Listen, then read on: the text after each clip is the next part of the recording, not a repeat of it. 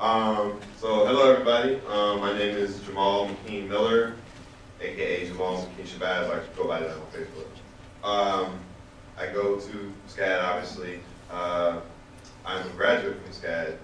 I majored in sequential art and storyboarding, minored in storyboarding, and I am from Maysville, South Carolina, and I'm also from Atlanta, Georgia. I was pretty much raised back and forth, and yeah, that's my whole thing. Oh yeah, and I'm the illustrator and the writer. So there's that. Give a hand clap for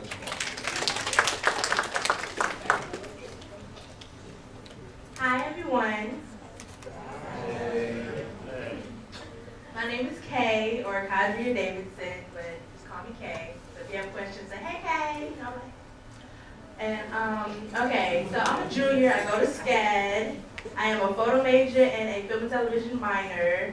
I'm from Atlanta, Georgia. And I'm the owner of a hip hop magazine based in Atlanta. So hi.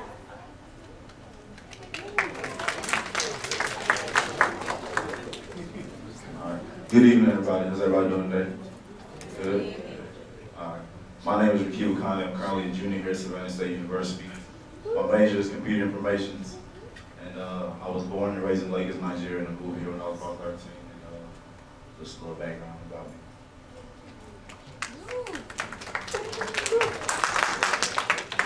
Hello, my name is Courtney Grimes. I'm currently a senior visual and performing arts major with a theater emphasis and a minor in communications. And I'm originally from Chesapeake, Virginia, but I moved to the small but lovely town of Americus, Georgia when I was 13. Hi, my name is Alexandria Nicholson, and I'm a graduating senior at Armstrong State University. I'm from Riverdale, Georgia. I promise. I know I don't sound like it, but I'm really from Riverdale. And I'm an early childhood education major.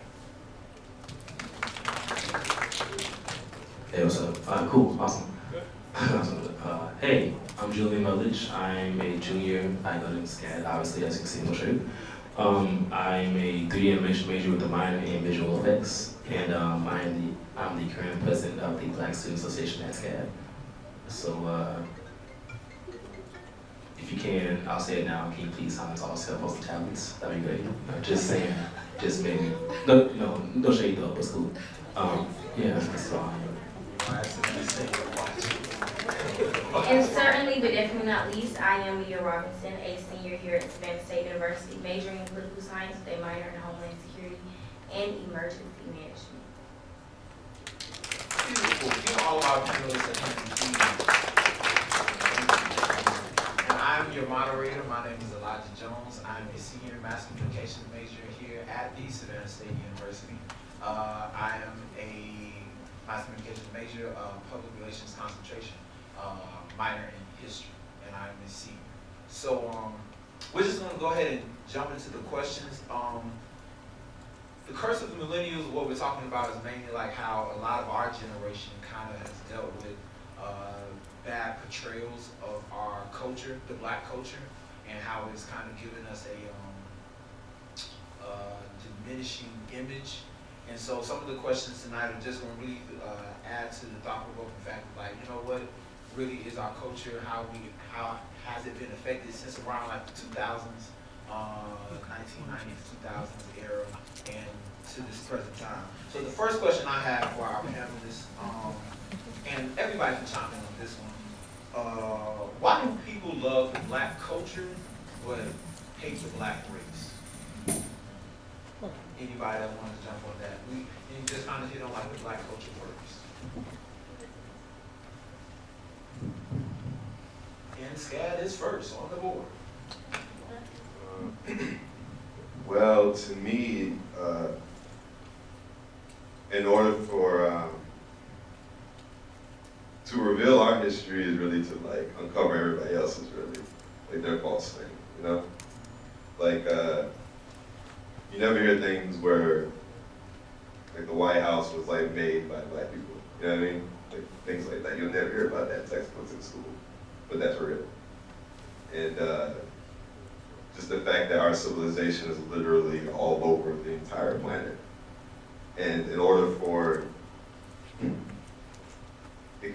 like messes up the whole establishment, the way things are set up. You know what I mean?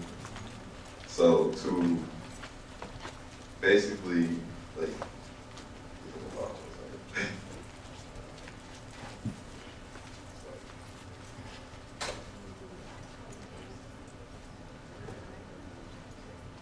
you know what I mean? Like I'm trying to, yeah. But Okay, so I think I may have to back right there. Go. I apologize in advance if I. Yeah, no worries. So what I think is that realistically, black people are free. We were taken out of our native land. We were taken where we were from, and to contrary belief, Africa was a prospering country. You know, Africa had a great economy. They had a great political system. Africa was booming and rising.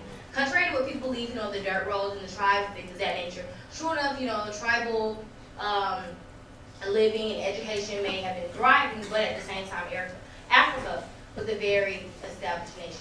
So I really think that we are a feared people, and those that are not like us are intimidated by us.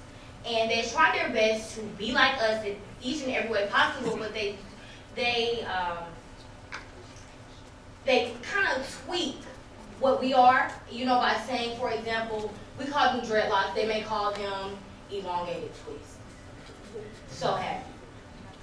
Right, and you know, they try to make it something that's, you know, more standard and, you know, to their European culture, but, you know, when it's all said and done, we are who we are, and they're intimidated by us, so they try to be like us at all costs. And that's why they continue to oppress us and suppress us, because they know, you know, if we just let these people be who they are, they're gonna take over.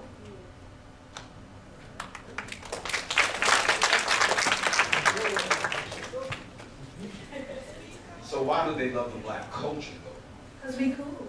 I mean, you didn't understand what I said. I was trying to make sure everybody else did. I catch what you're saying, that they like our style, but what is it about our style? What is it about like what we wear, how we act, what we do, that they'll take that, but they won't want to, you know, they don't want to take us. They'll accept how we dress and they'll accept our music, but they won't accept you walking down the street. They'll take me as a threat then, but they love my music then. No, what's the difference between that? Okay. Why would they take my music, but they won't take my Right, song? they're not gonna take who you are. I don't even my name. They're not gonna take who you are in the end because they're intimidated.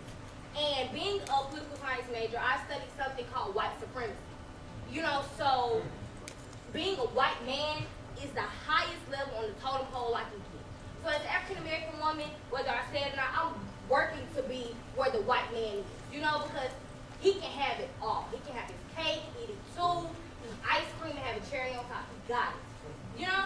So, true enough, you know, they like my dress, they like my braids, they like my urban music, they like, you know, this, that, and the third. But like I said, they're intimidated by me. You know, so they're going to belittle me to make themselves feel bigger, just like a bully.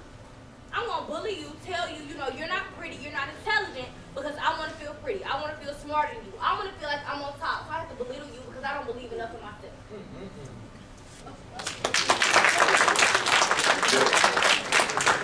When you look at it, when we were brought over to America, you know, we were building like their world essentially. And you know, the biggest depiction that they always give is that we were like essentially savages and not even like that we were just essentially like less than human or whatever, right? But that's so true. Then how did they know that we could build and things like that? Like how did they know that we can raise their children and feed them and whatnot? You know what I mean? And cook and whatnot. So we couldn't have been as like savage as they think, as they say that we were. You know?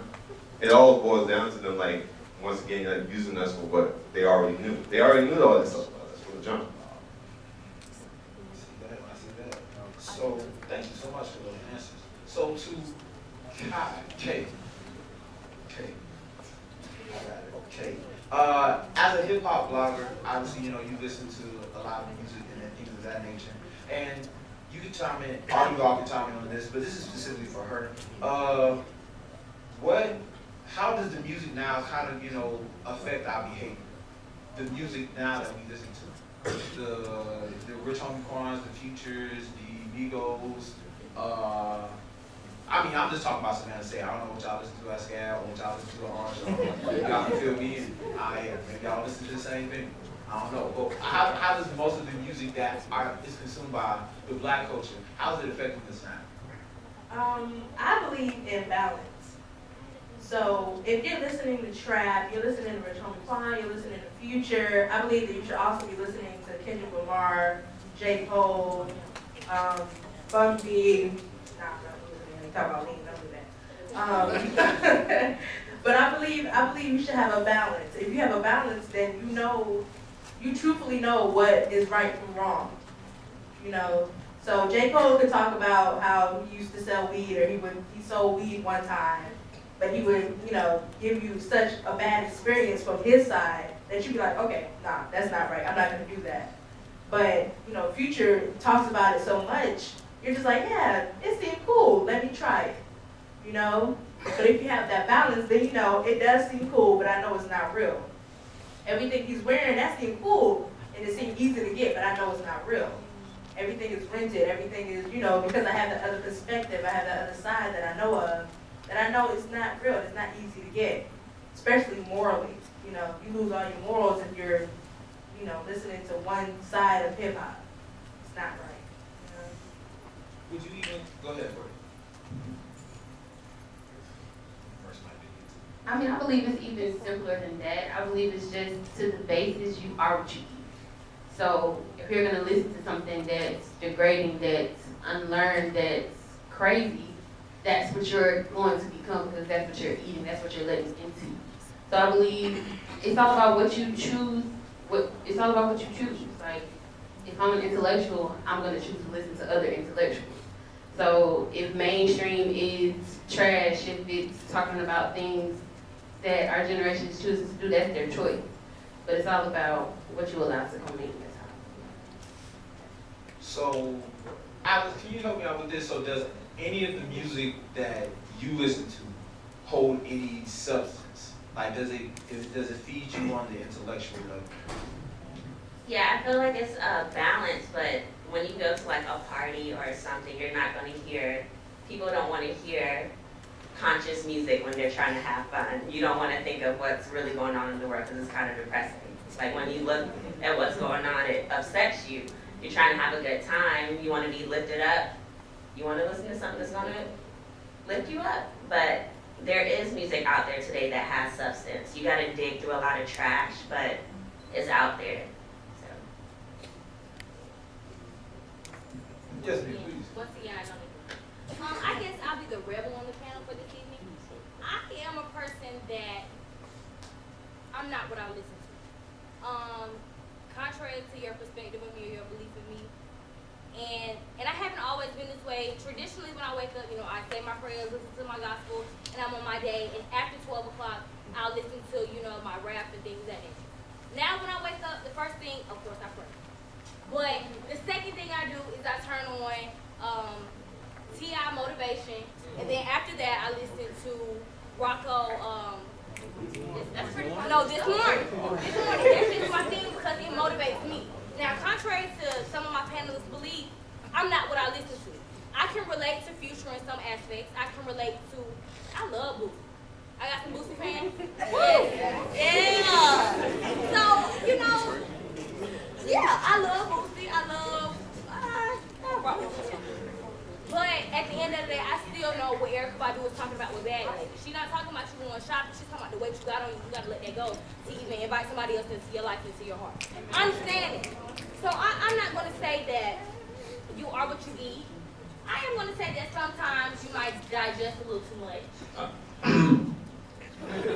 Yes, Keith? Oh, Wait. Go ahead. Go ahead. oh man, I was on this one, it's like Kay said, this balance, right? There's nothing wrong with listening to music. I mean, like, music is meant to make you feel something, right? It's meant to make you feel the same way. And so, it's like, like you said, you wake up, listen to like Richard Quan, whatever you want to do, gospel, and all kinds of stuff, right? Oh no, I'm sorry, my bad. Oh, easy. Okay. Yeah, anyway. But yeah, I mean, it's like, you can tell a lot about someone by the music they listen to, like, so it. That's real. I mean, you can though. Like you can tell by if you look at someone's phone and you see like, I don't know, maybe a lot of trap, you know. I mean, I'm not saying that necessarily are, but you can kind of tell where their mindset is. And so, like, I mean, you kind of are what you beats your mind, but you still have the choice of like acting, I guess, not of that music. I guess dissecting, or in, you know, kind of digesting what you listen to. Yeah. I get that. So, in essence, everybody's saying you are what you listen to. Well, mainly what you listen to, but you have the choice of fully digesting all parts of it. So I can listen to trap and not digest like the fact that I'm gonna go out and sell drugs. But I can just like the beat of it and like, you know, the sound of it or whatever. And I can also listen to Kendrick Lamar and everything like that, but then I also be conscious of, you know, what's going on in my black community. It's just a fact of how you digest it. That's what I'm getting the gist of. What else? Go ahead, Alex. I get exactly where you're coming from, but from how you speak and carry yourself, I can tell you're a very strong-minded person. The phrase goes, many are the weak, but the strong are few. There are a lot of people who are very susceptible to like anything. Anytime, they're like heavily influenced by whatever. They see something that's popping, I want to do that. They can't make up their own mind. There are many people like you. I feel like I'm a person like that too. I can listen to anything. And I won't hear somebody talking about selling drugs and want to sell drugs. I don't want to go to jail. That's not part of like the life I want to live. So I can hear it, hear the beat, like the beat dance and move on with my life. But there are a lot of people, especially young kids, who maybe don't have much, hear it, see a way out, and are influenced by it. Okay, wait. I'm gonna move on. So okay, we get that. All right, so there was a question that we spoke about in the back, which is, in this day and age, can you be grammatically correct in rap? Can you be like MLA format, APA format in rap? Like, is that possible? Go ahead, Keith. You ain't spoke yet. You don't want me to speak the last one. I didn't know where you was gonna go. You gotta make a good impression. All right, so like we were speaking in the back, the question was, can you be grammatically correct? I feel like you cannot be, because in this day and age, with the group of people that we have living in, just listening to the type of music that we already listen to, there's gonna be a couple words in there that's gonna all right, listen to the radio. How many times can you listen to the radio and hear beep, beep, beep, beep? You're gonna hear some type of beep, beep, beep, because you cannot listen to a good song. You get mad at yourself, like, dang, can I hear this word, please? Like, you can't go on 107.9 and try to listen to a Lil Wayne song without skipping about 5 words sentence. Because this is not who we are. We want to hear those words because it kind of feeds into the music that we're already trying to listen to. So I believe you cannot, but at the same, I mean, you probably can, but it just depends on the type of music you listen to already. Now that wasn't deals with cussing. I'm talking about the grammar. I mean, that's the language. Well, true. Whatever type of language you speak. I mean, we all speak English. You speak slang. You speak Savannah Okay, State. sentence structure. Sentence structure. Like, there's no slang. It's just a straight. I'm talking about you can turn your song into your professor, and there's like no grammatical errors. That's a C. So if a rapper turns his song into a professor, it's automatic C. No. Depending on what class we talking about. I feel personally that it doesn't matter. The purpose of language is that you understand what I'm saying. If the artist gets their point across, that was the point. And if someone wants it to be grammatically correct, what they're doing is trying to diminish the art. That's all they're doing. Because it doesn't matter. If you understand what I'm saying, it doesn't matter if I said ain't or isn't. You got my point. The only reason you're trying to call me out on it is because you're trying to make what I've done lesser than what it is.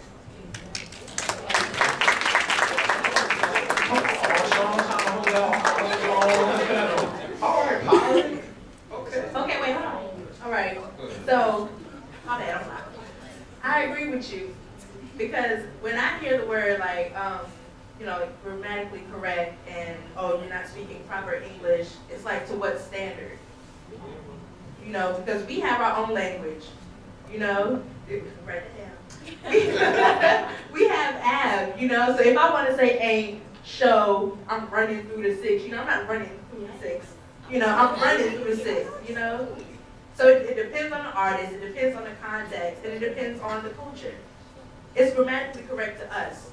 So it's still in sentence form. You can turn it in, you just gotta, you know, take the, you know, you gotta spell everything out, you know, you gotta spell everything out, you know. So it's still grammatically correct, because if you listen to J. Cole, he can mess it up a little, you know, here and there. Misspell a word, running, hopping, skipping, I don't know. I get that. But you get it, right? Like, to what standard are you comparing the grammatically correct to? Okay. So as a consensus, if this was a vote, we all can decide that you do not have to be grammatically correct in hip hop. Also, Kendrick went to a school and they like studied his albums and whatnot. Like that's literature, which he predicted would happen when he dropped To the Butterfly. That they would be studying that in school or whatever. I get that. So going to a more health, not health conscious, but a more social conscious event or topic. What does our society use the word nigger or nigga? Why do we use it as a term of endearment? That's also when I'm using, we say that all the time. I say it. I know I do. I'm trying to get off. I'm sorry, Mr. Johnson. I'm trying to get done saying it. But we say it all the time, and we use it as a term of endearment. So why does our society, when it was used in the past as a term of degrading term, why do we still use it now as now like it's just switched forms? I want to say it's like the words have their meanings change over time. So like, you know, or words or actions, right? So like the middle finger, right? That came from I want to say the war against maybe the British and the French, right? And on one side they had archers, and when the archers were captured, they would cut off the middle finger. And so as a taunt to the army, you know, they'd be like, hey, you know, I have a finger still. And so that from that to a taunt to, you know, bitch to the B word or, you know, all this stuff. And so it's kind of like in the past, you know, nigga meant like, as an insult. It's kind of like, now just times have changed. It's like, you know, oh, so nigga, or like, you know, what's up, my dude, you know, all that kind of stuff. So it's just, the times have changed pretty much. So that's ended, so. So is that acceptable that we all call each other niggas? I think it also goes with tone and like just the way you say it. It's like to me, I mean, it's like, you know, a word doesn't define who I am. You feel me? So if I just come to you, my nigga, we good. You're like, hey. Like, yo, nigga. Now we got a problem. Well, yeah, it's that tone difference that makes a difference though. That makes the word. You feel me? Anybody else want to chime in on the word? Okay. I feel like our generation has tried to take that word, kind of like taking it back from somebody. Like, you used it in a negative way, in a negative connotation, but we're gonna take it back. We're not gonna let it be that to us. In the household that I was raised in, it was unacceptable because it was such a significant word. So it's just something that I consciously don't choose to throw around because of how significant it was. You know, that's how you choose to view it, but I won't, I can't, and I don't. And that's what I feel like. I feel with you, Courtney. In my household, I wasn't raised that was a, you know, I didn't say it in the house, but I just constantly thought it wasn't. But it was never told to me that it was a word to not say. But I do feel like our generation kind of just throws it around. They have taken it back as like, no, it's good now. But you can't turn something that was once bad against our people and make it good. So I feel like, as a whole, we just need to get rid of the word, but I know that is really darn near impossible. So I think everybody should just take the conscious mindset to try not to use the word. And I say try because it's kind of hard. It's something you've grown up with. So it's really hard to do that. But, so with the word nigga is hard to use. So guys call each other, you know, so what's up, my nigga? But when girls call each other, you know, y'all know the word, the B word, like, it seems like it's perfectly fine. Like, girls call girls it's fine. Guys say it, there's a problem. Why? This is a real question. Help me. Like, why? Okay, once again, I don't get Everybody's gonna answer this. Right. We're gonna go down the line. I'm gonna go back to nigga for a minute, then I'll go on to bitch. And I apologize in advance if you're offended by me saying bitch. I don't think it's so. Okay, I know that Collegiate 100 often says what they'll see is what they'll be. So I'm not gonna blame it on our generation for us feeling like it's okay to call. What's your name, baby? Julia. Julie. I'm not gonna blame myself or my generation for me thinking it's okay to call Julian a nigga because he's my nigga. You know, I'm not gonna blame it on me because obviously I've seen it maybe 1 or 2 generations before. What I will say is that us as African Americans, we're not an oppressive people. Yeah, we have some people in our culture or in our race that they're always gonna say they blame this, that, or the third on the man. But we've always taken what oppresses us and we flipped it around. We turned it around and we made money from it. We made it shake. So, okay, you call me nigga, that's fine. What else you gonna call me? Okay, this is my nigga, it is what it is. So, when we go on to the female aspect of it, yeah, it may not seem as endearing, and I'm not saying it's okay because I know I need to stop. You know, and the same goes for bitch and nigga and that, this, that, and the third. You know, it's at the end of the day, it's not okay because these are terms that have oppressed us, that have caused us great, you know, sorrow and sadness and grief. But like Julian said, it's kind of in the tone you say it, which of course that doesn't make it okay. But it's all in tone. EJ, if you ever. No, all right. I say it, I know, but I say that word. Julian, what you feel about it? Yeah, that was basically what I want to say. What you feel about it? We still on the B word. Yeah. Okay. Well, personally, I don't swear like that much. But when I do, I don't. What? Like, but when I do, it's like in a comedic sense, like with my friends, like I'm being like silly with it. I don't like seriously, like out of anger, swear. So it's not like part of my vocabulary, either word that much. Yeah, I don't really, I feel like words, they only have power if you give them power. So for me, they don't really have that much power because I only use them as a joke. But the joke coming from someone who I don't want to hear it from would sting. So like, back to the N word, I do go to Armstrong. We're only, like 40% of our campus, us brown people. And so like, the word doesn't bother me if I hear it like, if I hear it and I'm like with my friends or at a predominantly black function, I won't really notice it. But say it's like more white people around, then it's like, y'all stop. Don't say that. Like I won't even care if it's just like us, but if you know, the other people are around, it's just like, we can't say that right now. But I don't know, it just depends. Anybody else want to get on the B word? Yeah. For me, I'm never gonna call a woman a bitch, like, ever. This has never been like a thing in my household. You know what I mean? And I was raised with just me and my mom, so that was just kind of like off rip. Never gonna call anyone that. You know what I mean? Just because look at the definitions of female dog. Why would I call like a woman a dog when like all great men come through women? You know what I mean?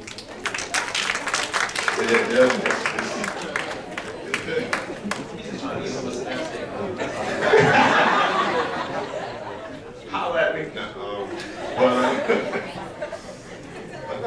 You have to understand. You have to understand who she is. That way you won't even feel the need to even call her that. So to the people who do call them that, would you check them? Like you were in the midst of somebody calling Sure, them? I do it all. Like you got any of my homies, I do it all the time. Like, yo, why she got me all that though, bro? You know she got a family, right? She lost somebody. You know the conscience, right? That's worse than just to get mad at them. Like, she's God's daughter, right? Hit them with the real. That way they won't do it again. True. You know what I mean? Anybody else? On the word? How it's used? Okay. All right. I get that. So, we're on to music now. Back to music. So, the phrase, I like a long hair, thick red. Open up.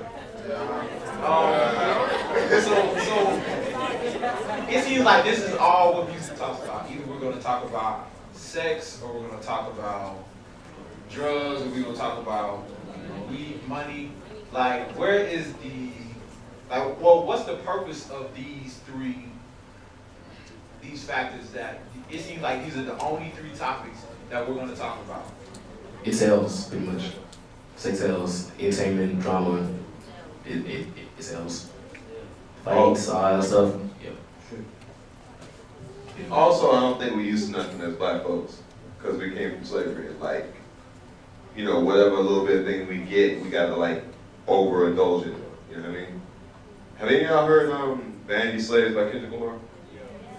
Yeah, that's exactly what that is. Just like, you know what I mean? I'm gonna, if I get a nice car, I gotta like, and if I just got a job and I just got like a nice paycheck on it or whatever, like I have to overindulge in it. Like in Maysville, that's all dudes do. Especially in Atlanta, everybody just flex in Atlanta. They do. They do. They do. They do. I'm from there. I see it. No disrespect to nobody, to anybody from Atlanta, but they do flex there. Whatever, they know they gotta wear that. They gotta wear that. I'm gonna save you. So, All right. I just feel like those 3 topics, money, drugs, sex, they're a vice of us as humans. One or the other is your vice. We're humans. We all have flaws. We all have things that we like that we should not like. So it appeals to us in that sense because it's something that is innately a part of you. You know, so yeah, that's how I feel. I'm gonna leave it at that. That's why it sells.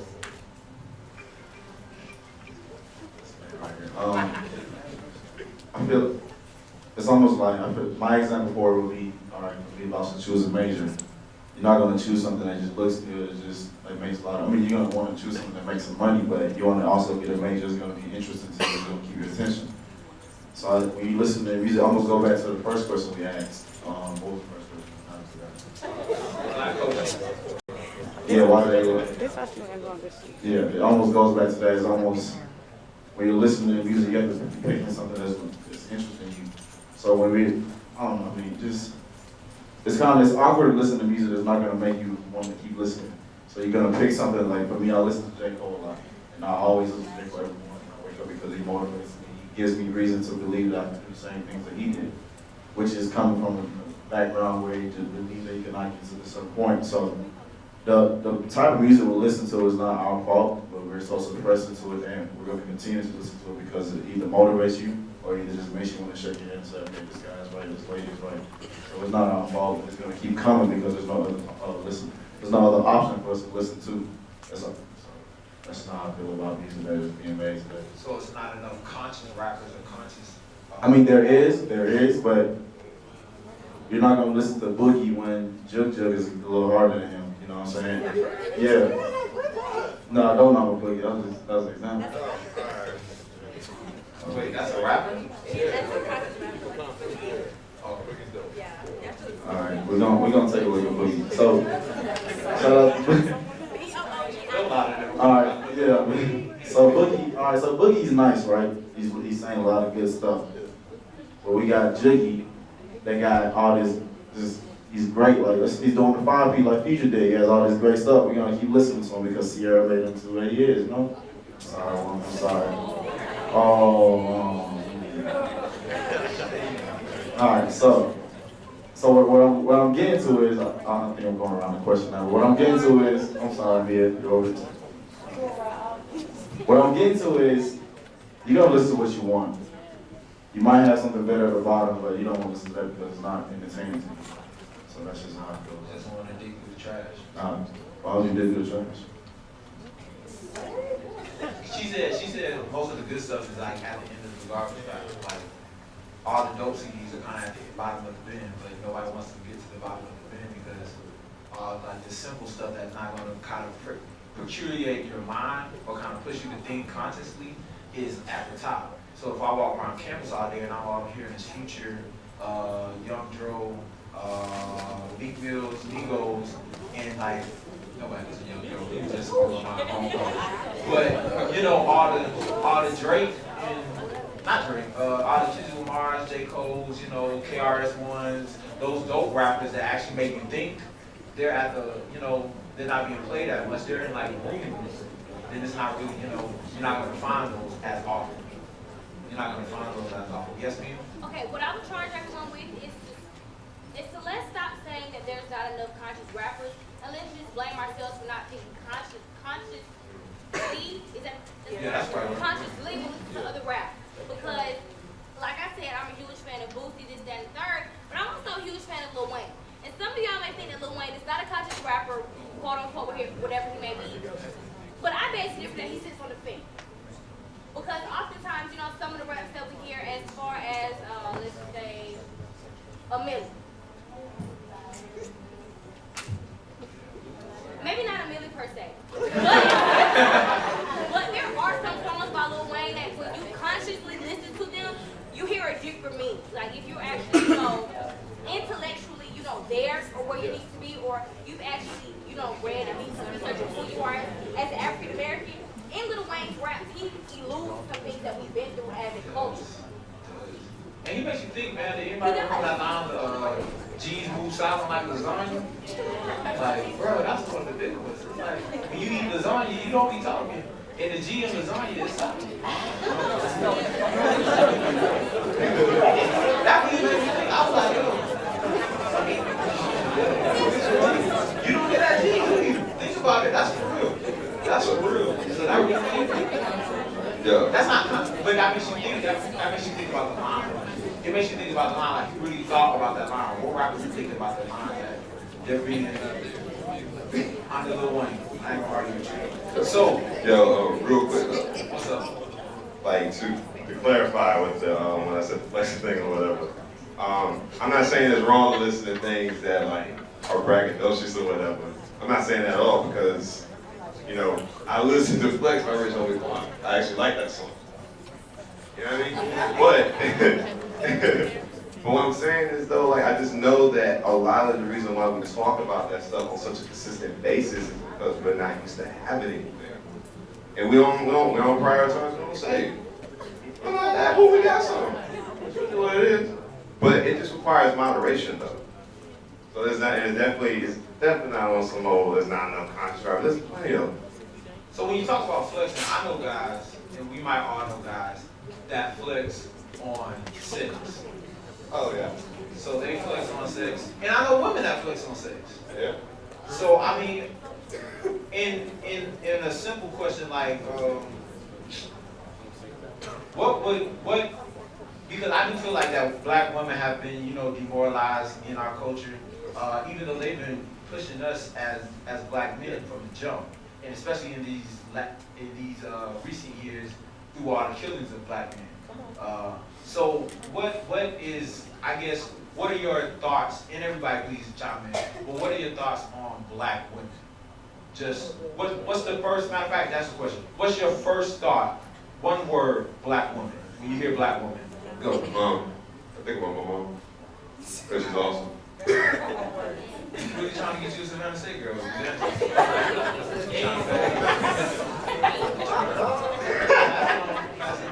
Black woman, first thought. I think about love. I love myself. I love y'all too. Okay? If you're a woman, raise your hand. If you're a beautiful black woman, say ah. You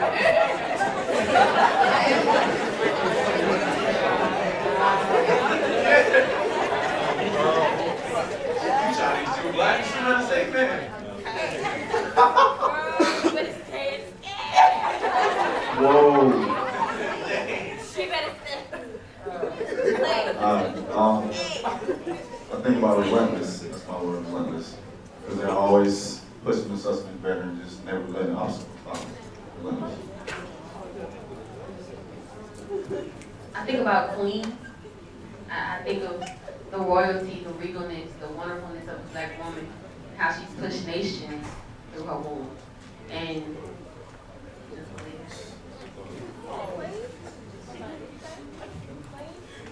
it. Queen. My word is super, just like Superman, We just handle everything, just like women in general, though. It's great.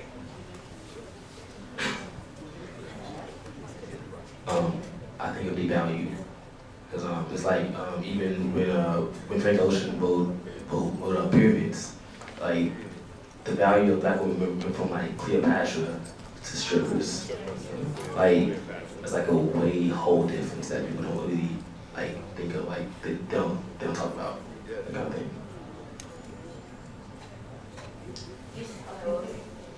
One word to describe that what comes to mind when you think about black women. I hear me. And it's not to be, honestly, that's the first thing that I hear. But it's the me that I want to be, the me that I know I can be, the me that's like in the gut of me, like the core of me. You know, the woman that I know I am, or you know, I will be one day. So with all those wonderful adjectives, you know, value, queen, moms, super, how are they portrayed? How them being portrayed in music videos devaluing them? If you look at music videos now, there are barely any black women in them, period. Like, if the more, like, raunchy stripper thing they're talking about, that's when you'll see more black women. If they're talking about, this is my woman, my girlfriend, the lead girl is like some foreign, racially ambiguous woman. You don't know what she is, but she's definitely not black. But she's not obviously a black woman. And if they have black women in the video, they're like sprinkled in the back, like, oh, I met my black girl quota, I got 2 in the video. And then we're not even there. We're not even there. You can't look at her and be like, oh, that's a black woman who he's parading around as his girlfriend in this video. She might be her homegirl, but she's not his girlfriend or something like that, yeah. Yeah, like you're saying, like there's like this big thing in like foreign girls right now, and then also like you're saying she's still a minority. I'm sorry. Yeah. Like you were saying, she's a minority. But like if you look at videos from like early 2000s to like now, you see a lot of like dark skinned women, because like that's where the whole colorism comes in. We value like some society values light skinned women rather than dark skinned women. And like while it is, you know, I don't know, the whole fair skin and dark skin is pretty stupid. I don't know, but yeah, you know, you know, yeah, slavery, slavery, yeah. So with colorism, I mean, do y'all have a preference, dark skin, light skin, men, women? And why do you have that preference? And why do you have that preference of light skin and dark skin? Does it not just care if she's a black? Let me think about that process. Anybody? I just want to be held, you know. You don't even care, dark skin, light skin. Why ain't this whatever? Okay, so Rakeem is thinking, think carefully. Personally, I don't have a color preference. You know, if you find audience, remain calm. No, I don't have a color preference, but to go back to the question that was before that about the image of black women in music videos, just to educate a few of you, and some of you, I'm sure you have seen the video on MySpace. Ooh, I apologize, Facebook.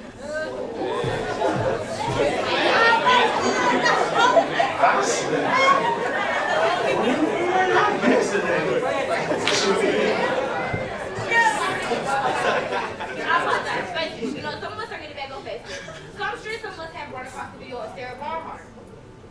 So Sarah Barnhart was just one of the many black women that during the time of Cleopatra on the other side of Africa was being sold, and she was being what we know now as a modern day stripper. You know, like even before we coined this term stripper, African American women and men, while we're being sold, were butt naked. And you know, they had to jump, gyrate, and do this, that, and the third to show off their talents and their strength. So let's just say that stripping has evolved into what it is from, you know, that of the slave trade, or, you know, us selling ourselves or being sold into, you know, where we are now. Let's not just blame it on where we are now. Let's consciously think of where we've been and what happened to us and how we got here. You know, let's not, yes, there's a curse of the millennials, but the millennials are just being thrown into stuff that is really honestly not our fault. We're just the ones that are man or woman enough for youth enough to carry.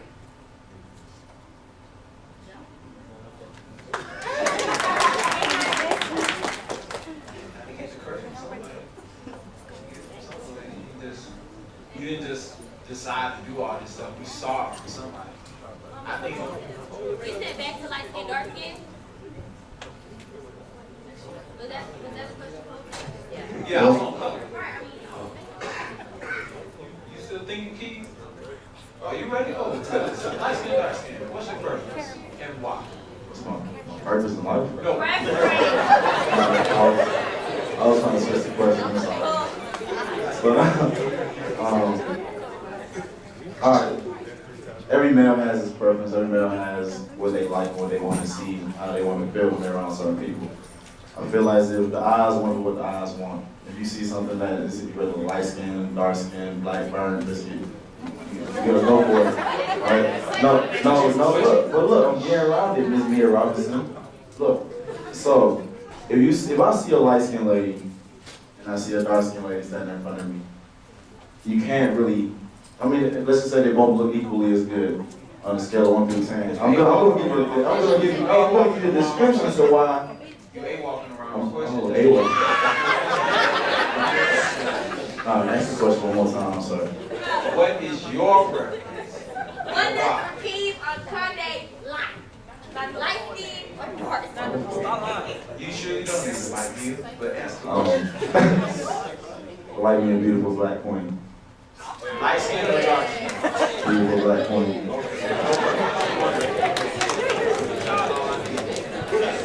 Women, dark skin, light skin, man. Hell, man. If he ain't brown, he ain't going down, that's what it is. I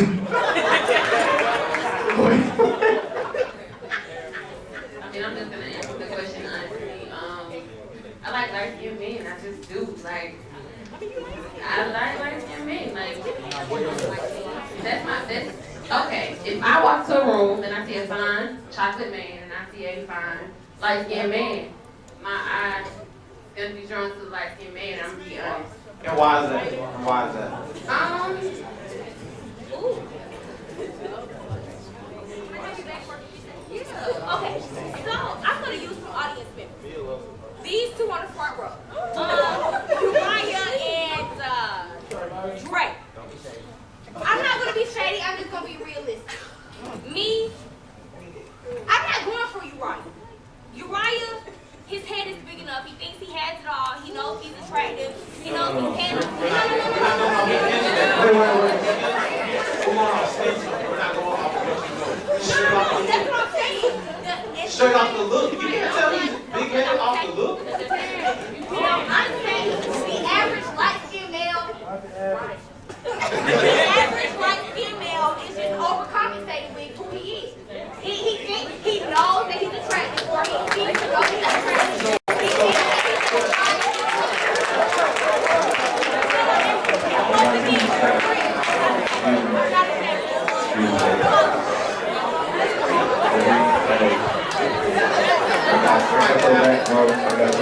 Pass the mic to Alex. Alex, I have a question. I know, Alex. I'm sorry. So help me understand this. Help me understand this. Because obviously our generation has this perception or these stereotypes on light-skinned people and dark-skinned people. Light-skinned girls don't take back. Light-skinned guys, big head. Dark-skinned guys, what's the stereotype? Strong.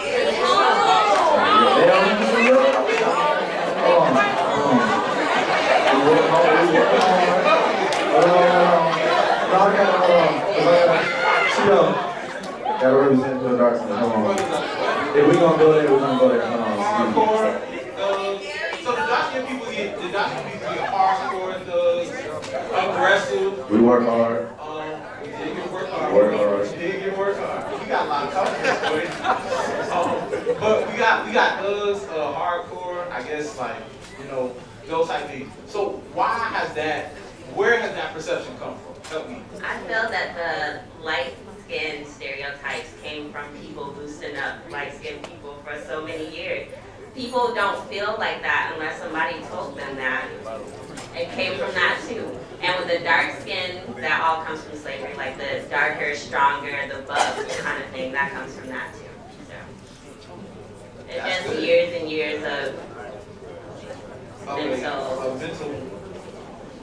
teaching, pretty much. learned behavior. Learned behavior. Because there was a period of time where it was just like, light-skinned men are just like those type of men.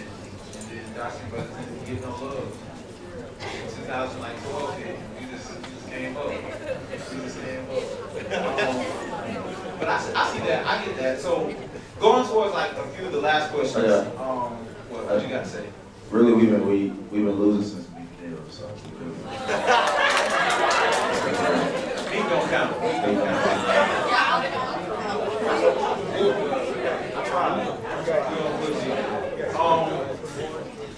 So this is a black thing in general, though. This is no longer light skin, dark skin. This is a black thing just in general. 1 out of 3, this is a statistic. 1 out of 3 black men go to prison. How do you feel about this statistic? And Alex, you'll start with this because you deal with education, so you're going to be kind of like the forefront on the fact of like to keep these men out of jail. So, I mean, how do you feel about that statistic, knowing that you're doing education? Well, what a lot of people don't know this, but how they determine how many prisons to build, they look at 3rd grade standardized test scores. So, and if you look at the curriculum and how they build it, it's really just geared towards, and it's, the curriculum, they're just biased towards white kids. It's a white curriculum, we live in a white country. So it's built for kids of color, not just black kids, Hispanic kids, Native American kids. Well, Asian kids, they always do well. So, they, just statistics, not just me talking. They're built for our kids to be uninterested in the curriculum, so they're uninterested, so they're unsuccessful. There are kids, we're all in the university, so we came through the public school education system fine, but there are a lot of kids who don't make it out. And when you don't do well in school, you don't have that many options. When you don't have that many options, you get desperate. When you're desperate, you do reckless things. When you do reckless things, you end up in prison. And they've already have a spot for you because they determined that from your 3rd grade test scores. So.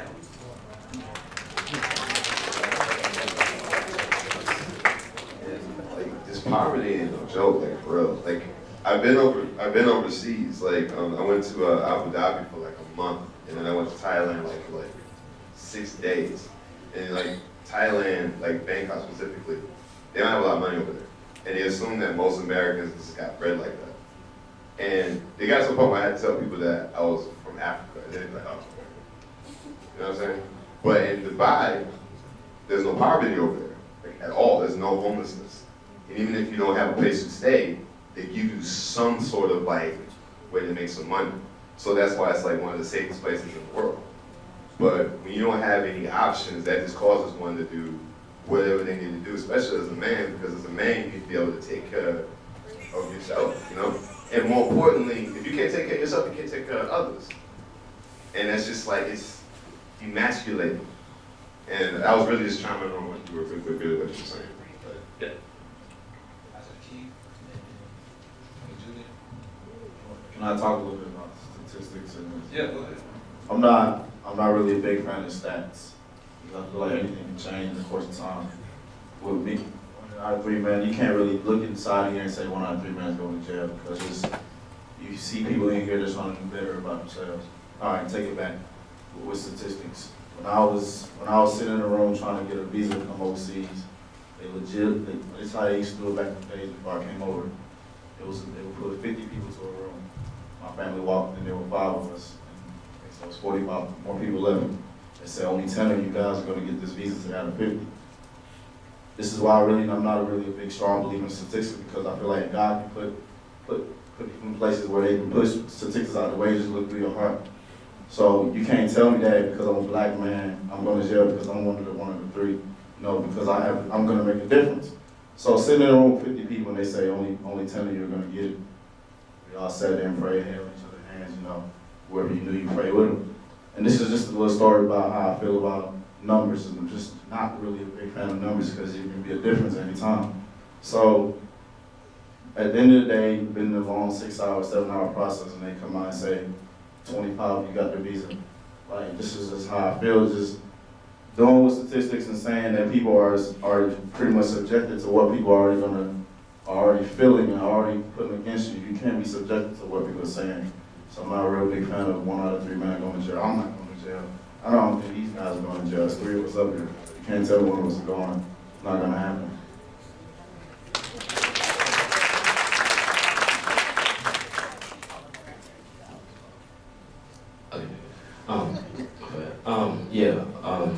Well, I was in 9th grade, and our teacher gave this prompt, and it said, "Are we a product of our environment or a product of our choices?" And so with that, it's like it's both. Like Jamal was saying, poverty is like it's like a will effect. If it's like a domino effect, right? If you have no job, you can't survive for yourself or your family. So you're going to do whatever it takes to get that money. And so poverty leads crime, and crime leads to jail now. So jail leads to a missing father, missing brother, like they're missing a black male role model, right? And so if you take out a possible or a leading role model, you have these kids who don't have anyone to look up to, or they don't have a light to like follow in that darkness that they're lost in.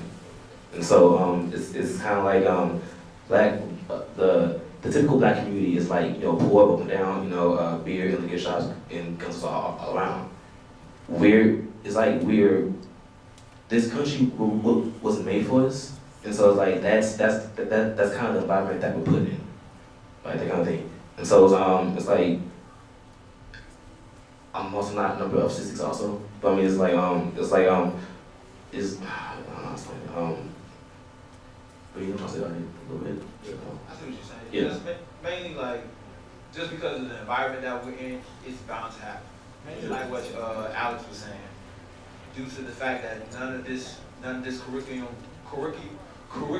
was for us, and the teachers aren't for us, and they're not teaching us anything that will boost us, then I can obviously see why, even though I hate statistics too, it's just something that's, not inevitable, but it's probable due to the environment that we're in.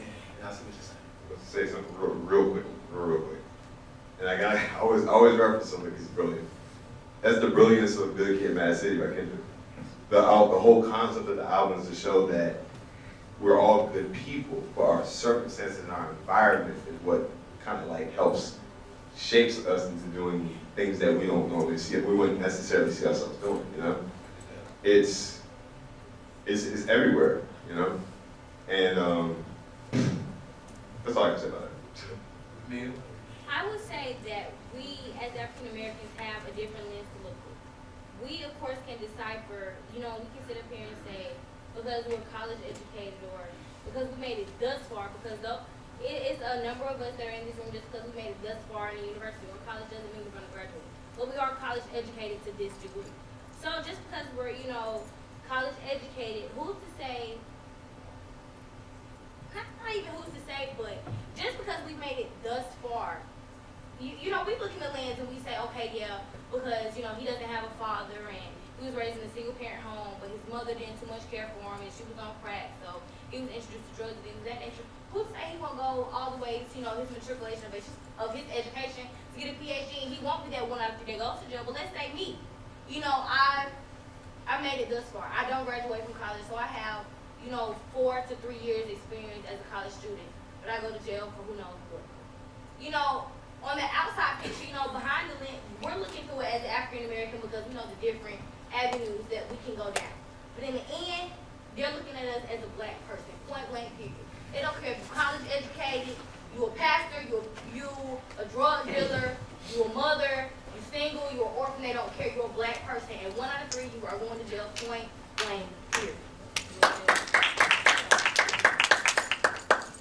I appreciate everybody. And I said, I see what you're coming from, kid, with the whole, like, you know, statistical belief, because it's like the logical side and the faith side.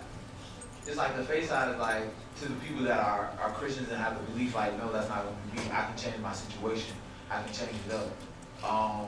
But I mean, what happens to those people that go through like a circumstance of you were caught in a situation and you went to jail?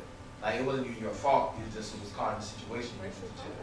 Or you just, you know, you racially profiled and you went to jail. Like, you, in their eyes, you still went to jail. It wasn't how you went. You might didn't shoot nobody, kill nobody. You still went. You were there. You got booked. You got processed on your record. It says you were in the county jail for something. So, I mean, that's all they're looking at. So I can see what Alex is talking about in these circumstances and how this world is set up. We have to be extra careful and more extra conscious that in our generation of the people that are the children that we're going to be raising and our grandchildren, that we make sure we tell them the stuff that their history books isn't going to tell them. We tell them the stories that we're learning right now at college. We tell them the things that we see on social media every day that deals with the black culture that we didn't see in our textbooks, that we didn't see in that our teacher didn't tell us, so that our kids don't grow up to go through the same things we went through. One of the most powerful things I've ever heard that changed my life was hearing that my skin color is a reflection of which the darkness in which I come out of. Which is to say that we all come from, like God himself comes from triple darkness, as Elijah Muhammad teaches, I'm quoting him right now. And seeing myself in the universe or whatever, that's power. So if I come from darkness, then I'm going to come out reflecting it. So being black is life itself, you know? And when I learned that about myself, I just looked at it like, so that means so God is in me. That we don't call him Father for nothing, you know? So when I learned that about myself as a black man, then I was just like, ain't nothing to be scared of. Like, for real. And you can see it in these like little kids that's coming up now. They just on it. And you know, I think it helps. So yeah, so chiming in what you're saying, I think it's important. It is important that we tell these type of things to the kids. That way they hold on to it, and then the legacy never dies. But the beauty is we still here anyway, so we have the opportunity to do that. Exactly. So to kind of wrap up, we have 3 different institutions here. One is a historically black institution, 2 are a predominantly white institution. And everybody can kind of chime in, what are some issues that you have seen within your black community at your school that you feel like you can help with? Now, just to give y'all a little background, just a story from me. When you go to SCAD, well, you don't go to SCAD, because like SCAD is downtown. So, like when you see around SCAD, when you get around SCAD people, like they automatically look at you like, brother? You good? Like, we don't see y'all too often. And then you're like, nah, I'll go to Savannah State. Bro, can we come with you? Like, they're happy to be with other black people because it's such a small portion of them. When you go to Armstrong, it's a little bit more of them, but they're still happy to see you. And they will like welcome you open arms. Anything you go to that's black function over there, it's open arms. But when I'm here, it's still a family atmosphere because we're still our family, but you can still see the cliques. Like, we're still not as welcoming as each other. Like, you go over there, black person need a ride, I got you, player. You come here, bro, you got 20. Bro, I was going to shop. Like, they kind of check you more. They kind of don't welcome you as easily. But at those schools, they welcome you as easily because they're, you know, it's less populated with black people. So I mean, can y'all just share with me like your experience with black people and what issues y'all seen with the, you know, within the black community at you all schools? Okay. So this is my 3rd year going to SCAD. Nothing has changed. Every quarter, am at least 1 of 2 black students in my class. So when I see another black person, like I see everybody the first day I see them walking down, I'm like, okay, 1, 2, 3, 4, 5, what's gonna happen? You know, like I get excited because it's a black person or it's another minority, you know, so I get excited, you know, even if they're not black, I'm like, you got me, everybody needs a paper, you got me, right? You know? And I'm tired tired of it. It's nothing I can personally do about it, but every time I get into a class, it's depressing because I know, at least I don't feel like I can ask my peers for help. I can't give advice out because they won't value it. And I'm not speaking just, oh, I feel like I've literally gone through, this is my 3rd year. I try to give advice, they're just like, oh, still gonna ask the teacher. I'm just like, I've done it. What are you talking about? Like, I'm trying to help you. I can't have an opinion. I can't speak out about anything. I feel like I can't talk to anybody in my class. But the solution that we have on campus is that we have BSA, we have Black Student Association. And I tell, you can ask them, every time I see a Black person on campus, I'm like, you know, I'm like, you know about BSA? And they're just like, no, what's that? I'm like, let me tell you, it's Black Student Association. I always tell them, come through, we have these events, these meetings, and we make sure we have a family on campus. We make sure that we can go to the closest Black person because we've seen them at least 5 times, you know? So I'm always open to everybody that's on campus that's Black. I really don't care about race. Yes, I do. But, you know, that's a solution for us, you know, being sane. We get together often, you know, so that's like as guy, like saying, I see a lot of ignorance, and like as humans we fear what we don't know. It's like for instance, we have this kid named Austin. He's white. Every time if you're Black and you run him, okay, so Bro, he runs away when he sees Black people. he runs, he hides them. I'm not joking. No. Like the thing is like it's like you. In moments, you can't blame someone for what they're raised around. And so it's like, with him, he could have gotten bullied or, like, that's no excuse, but it's like, you gotta, like, show sympathy in a way. But then, it's also like, you're Black kids who don't really know, who don't really know themselves anyway, or the culture. Like, for instance, some Black kid threw a trap party. And if you know, trap, all that kind of stuff, So, like, in the party description, it was like, bringing cornrows, bringing your baby mama dramas, second pans, and like I went to observe. It was like it was hosted by a Black guy, but it was like like people white who came. So like that cornrows, no second pans. So hey, what's up, bro? I was like, yo, bro. And it's like there's no proper way to. They don't see the real Black culture. That's like kind of thing. Like they don't people are all Black. They don't know where they come from, and like that. At BSA review, like we try to like help them like find like their actual Blackness, that history that they don't know. And like when you know your history, you have that great pride. And you're like, you know what? I'm this way now, but I want to be like better than I want to reach my potential. Like kind of thing. Armstrong, how is over there? How was like the Black community at Armstrong? Like, what's some stereotypes that you have seen? The core, I would say me and my friends joke about it. We call them the Black elite of Armstrong. But it's like a really core, like real snooty, stuck up group at the top, and they're and it's like super exclusive and. I don't know, it's just like they're real, I don't know, it's just something I wouldn't personally want to be a part of because I'm not like an exclusionary person, like everybody all up. But it's like, well, Armstrong is pretty clipped up too. Because we feel like how you said people are standoffish here. Whenever we come here, we feel love. Like we're like, we miss this. Why don't we get this at Armstrong? Because people are so clicked up together. And my thing I feel is, I hear Armstrong a lot. I'm not sure if y'all have it here, but it's like some people, I don't feel it or feel any ill will towards this university. My sister graduated from here. I have nothing but love for SSU. And I'm not just saying that because I'm outnumbered tonight, but it's like a true statement. I really do.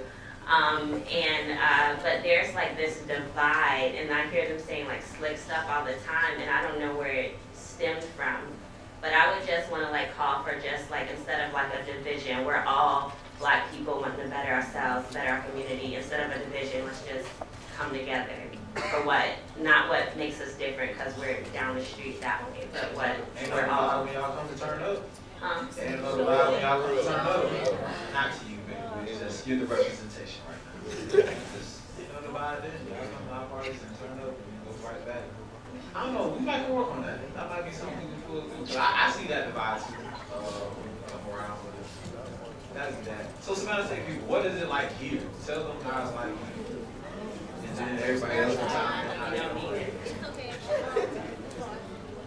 If anyone wants, anybody else, go ahead. Go ahead.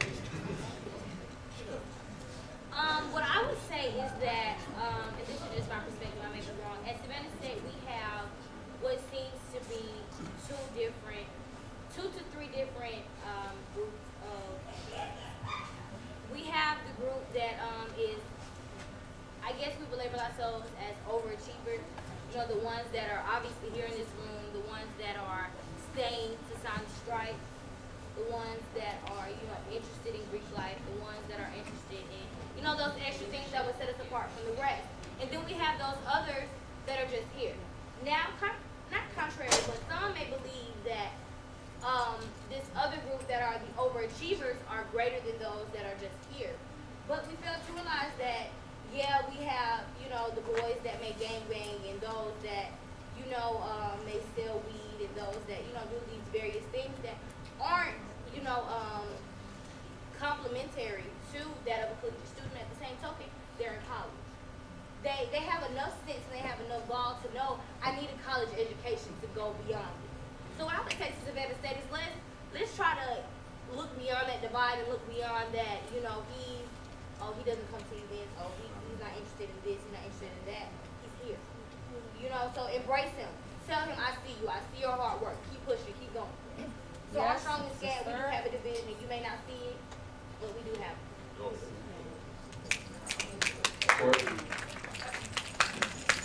Yeah, I was telling her how she was saying, yes, we have our own division. Yes, we have our own little special division because we're all black people.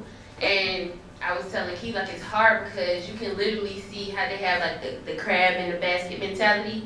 How I see another person rising, but because of what I've been conditioned to think or what some people around me think, oh, I'm not getting it. So I really don't know how I feel about you getting it either. And so it's hard because what you have to do is you have to overcome that mentality and you have to encourage your brothers and sisters to have that mentality too, that we're one essentially, we're all gonna rise, we're all gonna get where we need to be together. So that's our goal and that's our struggle here is the unity and staying united and all working to work towards a bigger goal. Here at Savannah State University, we have a lot of opportunities. A lot of us, just saying this since I'm representing the school, a lot of us have not really fully grasped haven't really realized what we're getting ourselves into. Being a four-year institution, that offers you a whole lot. Savannah State offers a whole lot, believe it or not. And with that being said, we've been given the opportunity, but with opportunity you have to have responsibility. And with that, the responsibility that some of us already have is like, we don't know what to do with it. Usually we're going back to what we used to do, or we're trying to be better.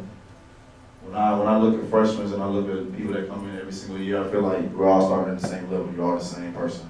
Even if you came with a 3.8 or you come in with a 2.8, you're all the same people. But with the opportunity that you have, you come in not really understanding the culture that you're around. And HBCU is where you have to really, literally talk to every single person. Not you don't have to talk to everybody you see, but you want to be that type of person that's out there, outgoing, and just motivating other people. So with my type of friends I want to have people that are social around me. I like to be able to talk to other people, and I like to be able to just dive into different things. I like to dive into different things, organizations, things like that. And I feel like we haven't really put that culture into people that are coming in. So here at Savannah State, we have it, but it's just the connection between him and her and him is pretty much fine line between that. We have to get back into pushing everybody into one circle. I'm like doing the same thing because it's almost like Dr. Watson usually says, or even Brother Dawson over there, African Americans walk by each other each day and not even speak. Not even say, hey, just like you say, if you see somebody at SCAD, hey, how you doing, brother, sister? You walk by people here every day, you look at them, like, dark skin. I wonder if they're going to be at the game. They have a kickback. Like, literally, somebody may see me tonight and be like, what's the move? But you saw me 2 hours ago, couldn't even say, hey. And that's just how it is. That's just legit how it is. And I just look at them these days like, what's your purpose? They only talk to you when you need you, so that's kind of why you have to kind of block people out. So some people say you're kind of stuck up, you pushing me away, but the purpose that you need me for is not what I need you in my life. So that's just how it is. Well, before we wrap up, does anybody have any questions for any of the panelists? If y'all have a question, just come up here real quick. Oh yeah, y'all want to come up, yeah. Come up. That's your, come on, easy. I saw you stand up. Don't be scared. Go ahead. I believe your name was Kay, right? Okay. You said you were owner of a hip hop magazine based in Atlanta. I just want to know what magazine it was. Okay, it's called B&G Magazine. That stands for Brand New Guy Magazine. It's like an introductory kind of magazine. So if you're a new artist and you're trying to, get yourself out there, I support that. So I'm a photographer as well. So, once you get an interview with me, you get to keep all the photos. So you're able to send it out to the different promoters. So you can have your picture on the poster like you need, not your Instagram pictures. I hate those. So I'm here for you if you need me. That's my purpose.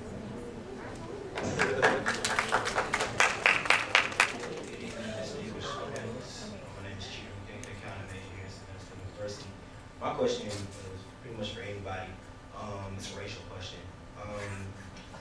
Do y'all believe more, or do y'all push more for the interconnectedness between us as Black people in terms of this empowerment and just really focusing on us as people, or sort of wanting to more so be accepted and try to spread the love with everybody, or try to work on bringing other races together? Such. For me, man, I was president of the Black Student Association at SCAD for 3.5 years.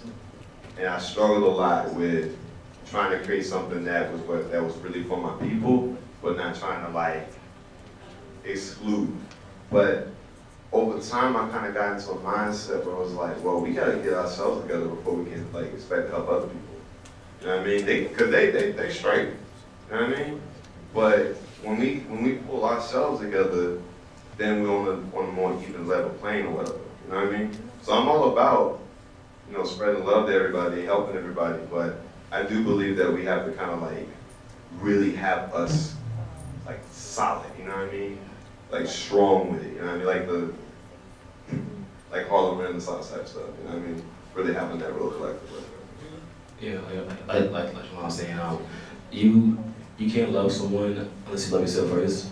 And so that's kind of like saying base. If you don't love who you are, if you try to unify people with that, it's like, oh, well, I don't really like my homies, so I go with them. So it's like a light broken or a lost sheep in the field, right? So there is unity in diversity. I'm all for that, but like Jamal was saying, we can't do that unless we have ourselves together first. Pretty much.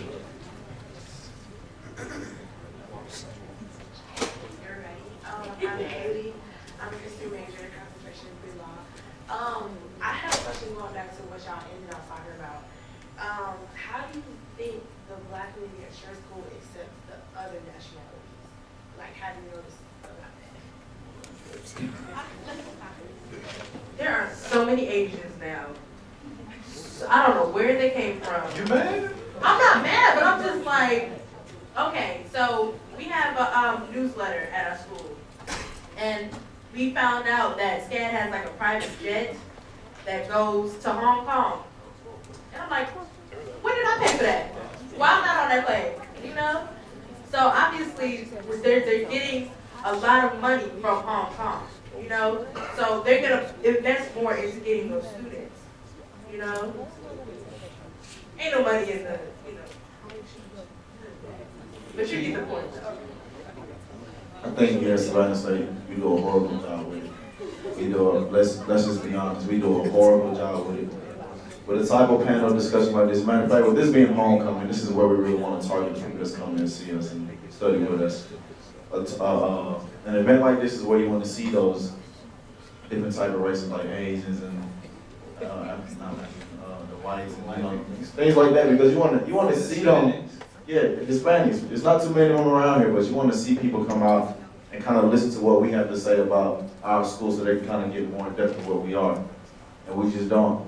I walk past, you know, the Asians every single day. I look at them, I'm trying to say, hey, well, it's not, they don't understand me, but they are, I mean, it's almost like you look at them, they start smiling. So I made a conversation with one another, and he was just like, I just don't get it. He gets the schoolwork and things like that, but he doesn't. I don't think we properly prepare the culture that they were coming to. So they're not. It's not like they don't know what's going on. It's just like they haven't really been. It's a culture shock. They haven't really been fed into what we're feeding them. So I need to do a little better job. At Armstrong, they're extremely accepting of their like foreign students. Like, it seems, it's almost really weird, but I guess we're American, so they really could care less. Like, but of like their foreign students, they're extremely accepting. Like not even just like the staff, but the students. Like they just gravitate towards them and want to learn so much about them. So it's kind of an odd thing. Good question. Hello, everybody. My name is Lakisa Gordon. I tell my parents. Yeah. But my question is really geared to just the SSU students specifically, because you guys are more familiar with the culture of the students here. So normally we don't have to motivate the students who want to be ambitious, who want to be successful. You don't have to tell them to come out and go to events. But how would you all, or how do you all think we should motivate the students who don't see purpose in being exposed to a new environment? I think one of the biggest things that was pushed to me when I came in as a student leader my freshman year is relatability. Some of the students who tend to be overachievers, quotations, like, who tend to be overachievers sometimes don't like bridge the gap. Like, yeah, I'm getting there, but I'm not trying to get you to come with me. I think it's just the fact that we need to remain relatable as overachievers. You know, to tell other people, like, I got my struggles, I got my issues. They may not be the same ones as yours, but I got mine. So if I got you, you got me, and we just all gonna try to get there together. It's just about stop trying to seem as if you are something and just be you and help other people be them. So it's just, I think the common goal is unity. You gotta to bridge the gap, kind of, sort of. Last question. Oh, go ahead. Please. Go ahead. All right. I feel as if people don't understand what success or overachievers are. I use a quote with my friends all the time: success is expected amongst us because it's what we need to do. And let's say I have a friend named Cheater on KK, right? And this guy's a great guy around, he's popular, people know him, and he's always acting wild, and he, you know, on weekends he does his thing. But the people that he hangs, not the people that he hangs out with, the people that kind of like flow around him through the midst of the turn up and everything like that, they don't know what he's doing on a Monday coming up. They're not really understanding the type of person he really is. So basically what I'm trying to say is people don't know who they're dealing with on a daily basis. And when we're not exposing the students that are doing certain things to the people that are not really fully understanding of what the purpose of being in college is, you don't really get a good response from them, because when you don't know what's expected of you, you feed into what you already feel like is right. So if you don't know who she is, and you don't know her, if you don't know what kind of things she do around campus, but you know what she does on the weekend, you can't compare yourself to her because you're not the same type of person. You're not, and that just means we really have to do a better job of exposing what success is to certain people, because we're both black, but we're not doing the same thing, so that's a problem. But if it's on the weekend we're doing the same thing, then it's not my fault. I'm gonna get mine, you know? Last question. My name is Crystal Bridges. My question is specifically for like SSU students, but anyone can answer. Given the knowledge that you have about our history, do you feel like it's your problem to uplift our people, black people, and how do you plan to do that? I guess being that I didn't answer the last question, I'll start answering this. I apologize. No, you're fine. I most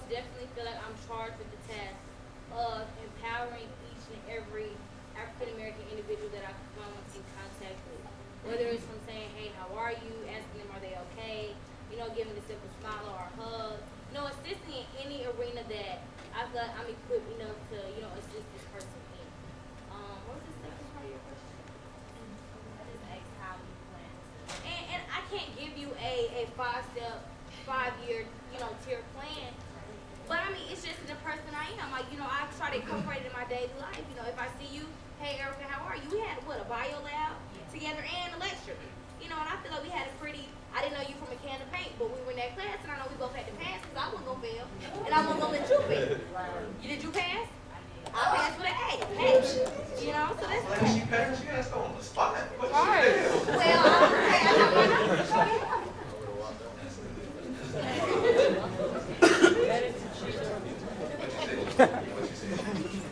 I just want to say, each one. Yeah. That's most definitely how we would, yeah.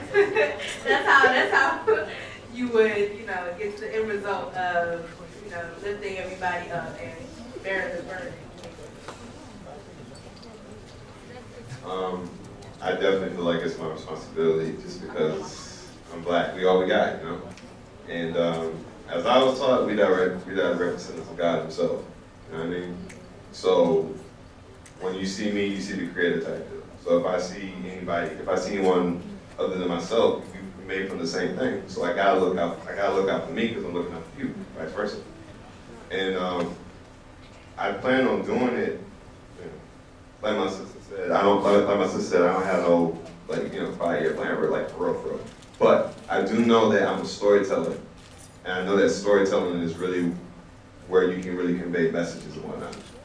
And my stories are designed to uplift, and that way you can see yourself within them.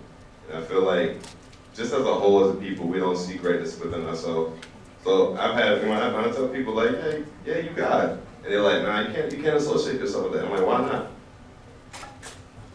If you made in his image and likeness, then what else you look like then? You have to see that greatness within yourself, you dig? So that's my thing. I just feel that my purpose is to help show that side of us. And help that way we see it within ourselves, you know? Well, can I get a whole hand clap for all of our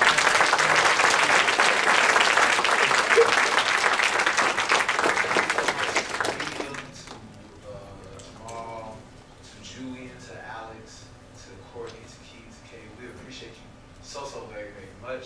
To the people that are in Mrs. Bradley's FYE